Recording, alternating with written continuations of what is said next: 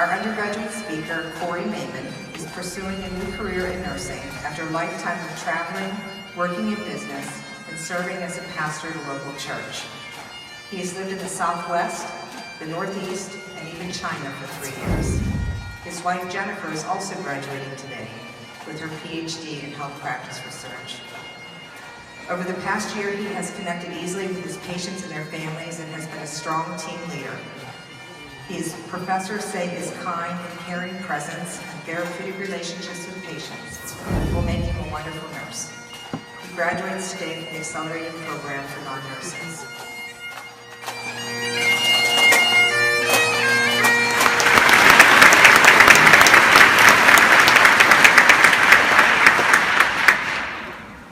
Good afternoon. I am privileged, it's an honor to be here and to represent the cohort that I'm a part of.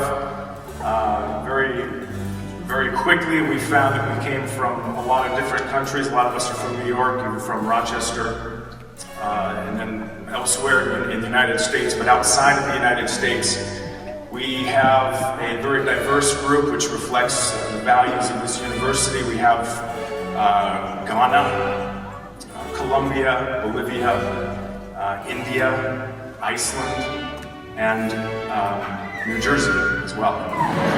And so very foreign, kind of strange, conglomerate mixture of people, really fun.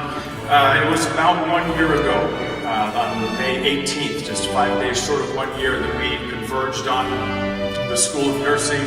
We had bright eyes, we had fresh faces that were oriented to the future, and then in about 3 weeks, that had all changed. It's an accelerated program. It's 1 year, and the good news is it's accelerated. The bad news is it's accelerated.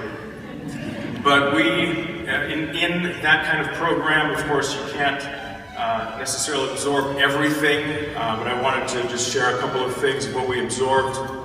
We, in Patho Farm, that was our first class, and we discussed there, and notwithstanding all the great things that have been talked about already, but we discussed the relative merits of distilled amniotic fluid. And we also, in health assessment, we were attempting to do these, what they call a 5-minute head to toe, which took us about 23 to 34 minutes on average at the very beginning. Now we're down to 17, so we're getting there. And then nursing diagnoses, am I right? Those bright spots in dark, gloomy days, they're just right there, right? Nursing diagnoses. A couple of things that were very interesting. One of the things that we did, which was in essence non-nursing, was that we visited the Memorial Art Gallery.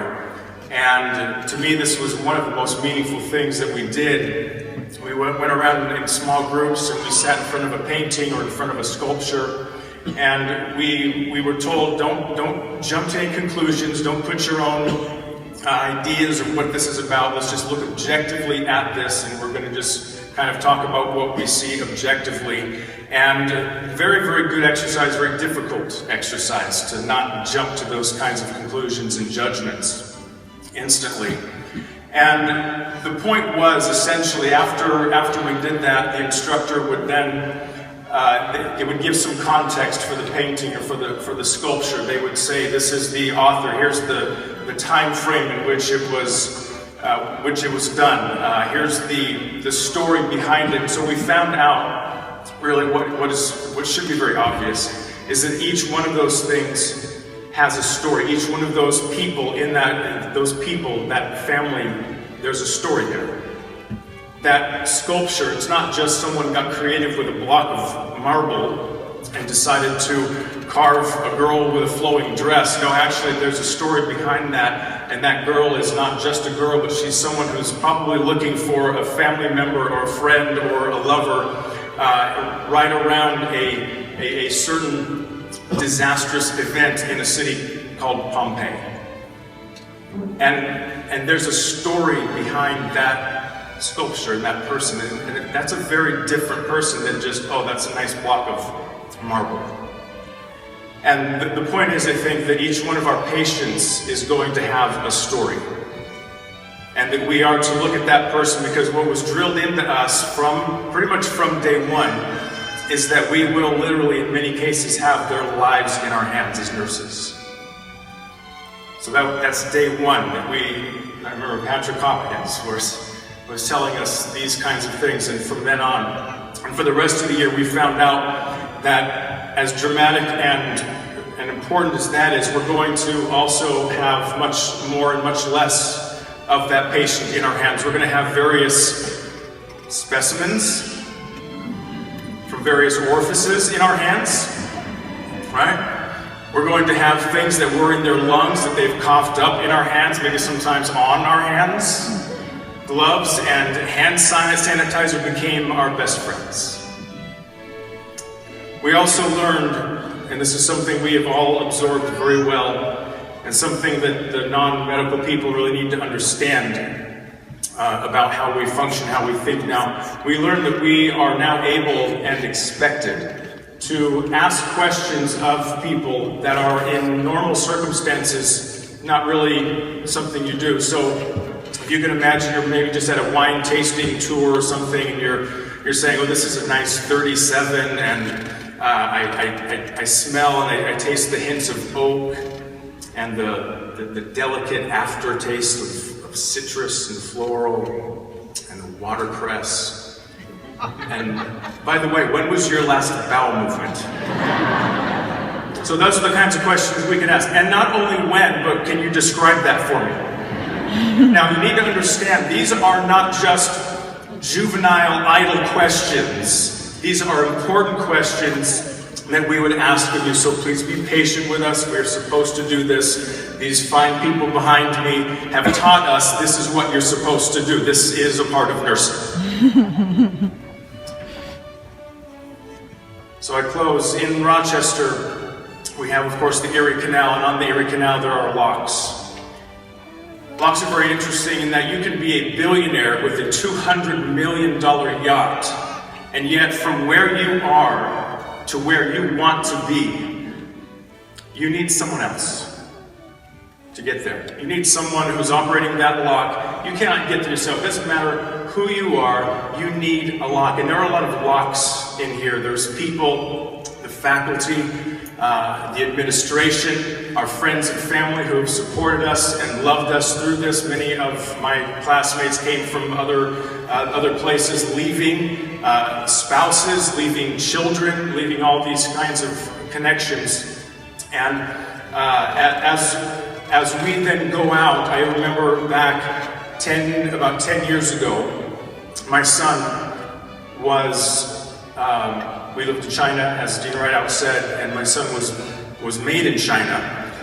And these things happen. And so when we came back here, he was born, and he was born with, as things are, with subassembly required. So he had to have surgery within just a few hours of being born, and it was the lock, if you will, of that healthcare team. It was physicians, doctors, nurses, techs, whoever was involved in that my son is alive. And we now are able to go out there and be a lock for someone else, to help someone when necessary to die well, when possible to live well. So congratulations to my classmates. Love you.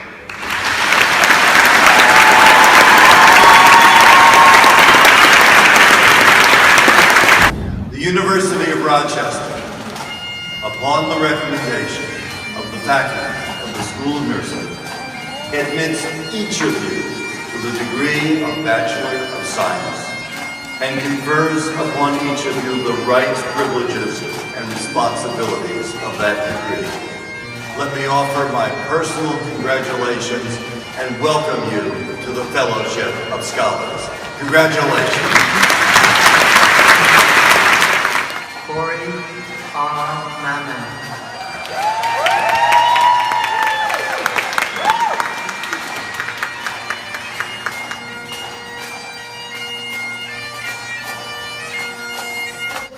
pleasure, I present the doctoral candidates of 2016. Please rise to be recognized by the audience.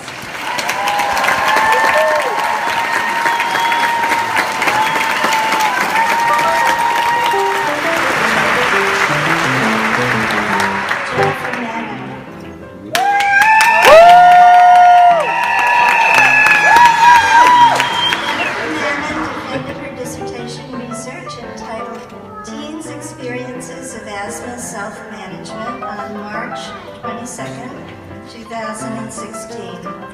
Currently, Jennifer is a nurse practitioner in the University of Rochester Medical Center Emergency Department, and we hope that in the future she might join the school nursing faculty. Congratulations, Jennifer.